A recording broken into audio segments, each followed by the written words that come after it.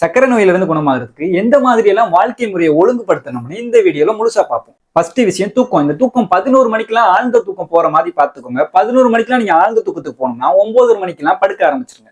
ரெண்டாவது விஷயம் என்னன்னா, அதிகாலையில எந்திரிக்கிறது. நீங்க அதிகாலையில எந்திரிச்சதும் தலையை குளிர் வைக்கணும், அதாவது தலை குளிக்கணும். இது ஆண்களுக்கு மட்டும் கிடையாது, பெண்களுக்கும் கட்டாயம். தலைக்கு குளிக்கணும் அப்படின்னு சொன்னதும் பெண்கள்லாம் தலையை காயப்பட முடியாது அப்படின்னு யோசிப்பீங்க.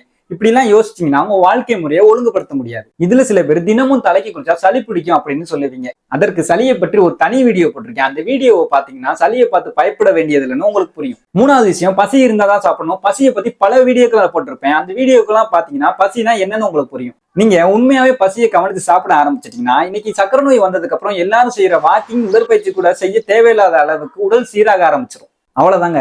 இதெல்லாம் ஒழுங்கா கடைபிடிக்க ஆரம்பிச்சிட்டீங்கன்னா சக்கரை நோயில இருந்து சில நாட்கள்ல 90% மாற்றம் தெரியும். மீதம் இருக்கிற 10% என்னன்னு தானே யோசிக்கிறீங்க. அந்த 10% எந்த மாதிரியான உணவு சாப்பிடணும், எந்த மாதிரியான உணவு சாப்பிடக்கூடாதுன்றத அடுத்த வீடியோல முழுசா பார்ப்போம்.